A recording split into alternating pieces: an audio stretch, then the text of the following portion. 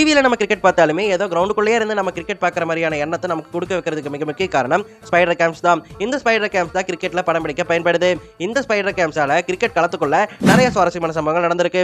அப்படிப்பட்ட 4 சம்பவங்களை இந்த வீடியோல பார்த்துருவோம். நம்பர் 1, 2017 இந்தியாவும் இங்கிலாந்தும் ஆடிட்டு இருக்கும்போது யுவராஜ் சிங்கும் தோனியும் சேர்ந்து 250 ரன் பார்ட்னர்ஷிப்பை அதிரடியா போட்டிருப்பாங்க. அப்போ தோனி 93 ரன் இருந்தப்போ லெக் சைட்ல ஒரு 6 அப்புவாருங்க.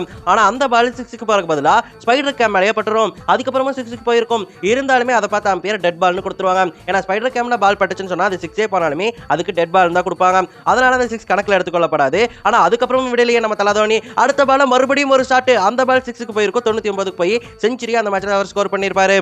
நம்பர் 2, 2022 ஆஸ்திரேலியாவும் சவுத் ஆப்பிரிக்காவும் ஆஸ்திரேலியாவில் ஆடிட்டு இருக்கும்போது சவுத் ஆப்பிரிக்கா ஃபீல்டரான ஆண்ட்ரிக் நோர்க்கியா ஃபீல்டிங் நின்றுட்டு இருப்பாரு. அப்ப திடீர்னு அவருடைய தோள் பட்டையில ஏதோ ஒன்று வேகமா வந்து அடிச்சுது. அதை முதல்ல பார்க்கும்போது செம ஷாக்கிங்கா இருந்துச்சு, பயங்கரமா இருந்துச்சு.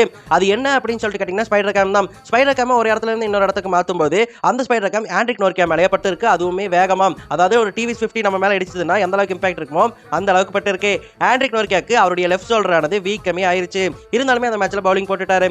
அதுக்கப்புறம் ஆண்ட்ரிக் நோர்க்கியா கிட்ட கிரிக்கெட் ஆஸ்திரேலியா நிர்வாகமும் அந்த மேட்ச் ஒளிபரப்பு பண்ண ஃபாக்ஸ் கிரிக்கெட் நிர்வாகமும் 2 பேருமே சாரி கேட்டிருப்பாங்க. அதுக்கப்புறம் தான் அந்த பிரச்சனையானது தெரிஞ்சிச்சு. நல்ல வேலை அவருக்கு எதுவுமே ஆகல. நம்பர் 3, 2014 இந்தியாவும் ஆஸ்திரேலியாவும் ஆடிட்டு இருக்கும்போது கோலி ஒரு அப்பர் கட் அடிப்பாருங்க. ஆனா அந்த அப்பர் கட் ஆனது நேரா கேமராலேயே போய் பட்டுரும். கேமரால பட்டிருந்தாலுமே ஸ்ட்ரெயிட்டா 6க்கு போயிருக்கும். அது 6 கொடுப்பாங்கன்னு பார்த்தா டெட் பால்னு சொல்லிடுவாங்க. அங்க கேம் இல்லைனாலுமே அது 6 தான் போயிருக்கும். இதனாலேயே கேமரால பட்டா டெட் பால் கொடுக்கணும் அப்படிங்கிற ரூல் தேவையா அப்படின்னு சொல்லிட்டு நிறைய பேர் விவாதங்களை முன் வச்சிருந்தாங்க. சரி, ஓகே மக்களே, இந்த ஒரு மேட்ச்ல 331 ரன் இந்தியா சேஸ் பண்ணியிருப்பாங்க.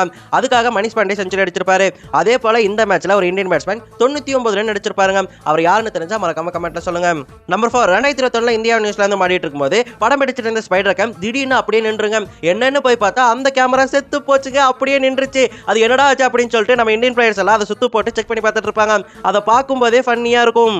அது எல்லாமே அன்னைக்கு மீம் மெட்டீரியலா மாறிச்சு. அந்த கேமராவை அப்புறப்படுத்துறதுக்கே ரொம்ப நேரமாச்சு. அதனால 1/2 மணி நேரத்துக்கு அப்புறம் விடக்கூடிய டீயை முன்னாடியே விட்டுட்டாங்க.